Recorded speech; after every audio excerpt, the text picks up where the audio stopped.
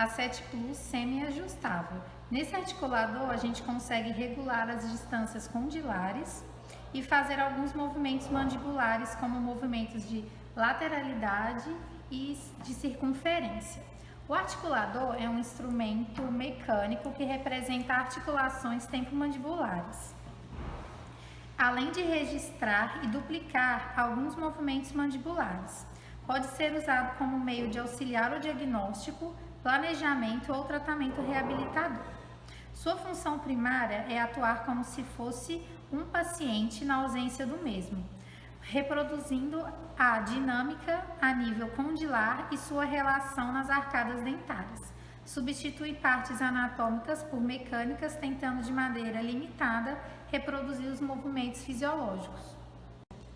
Por ele ser um instrumento que consegue imitar, mesmo que de maneira limitada, alguns movimentos mandibulares fisiológicos, por isso que é importante fazer a montagem do modelo para fazer uma prótese total nesse articulador, para que o laboratório consiga reproduzir a prótese tendo esses movimentos do paciente.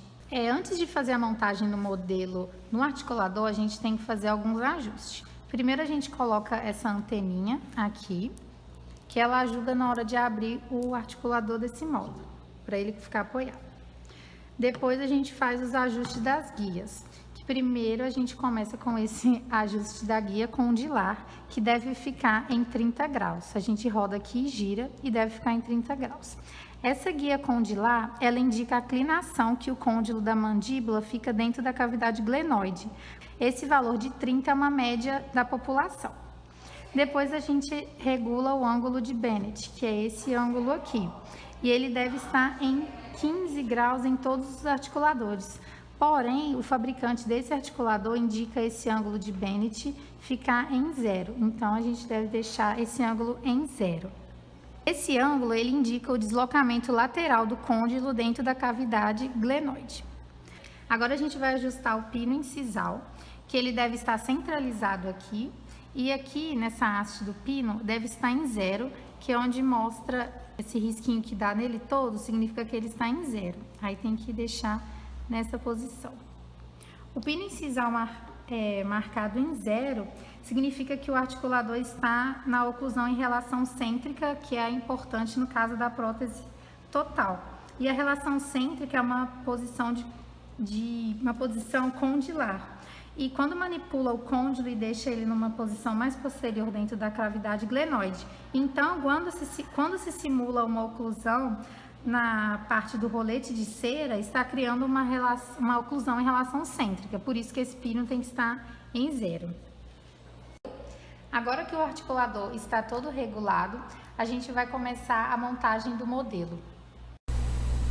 Primeiramente, deve-se passar vaselina nas plaquinhas do articulador para quando for necessário remover esse modelo de gesso, ele consiga sair mais facilmente.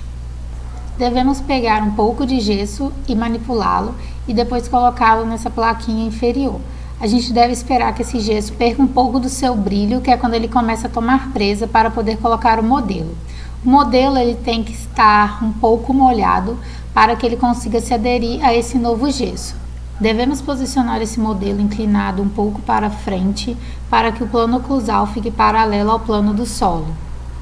Após o plano oclusal estar paralelo, nós devemos alinhar o pino incisal com a linha média que marcamos no rolete de cera.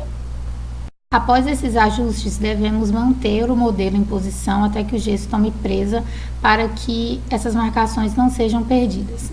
Depois disso, devemos colocar um pouco de gesso sobre o modelo e mais um pouco de gesso na plaquinha superior e fechar esse articulador.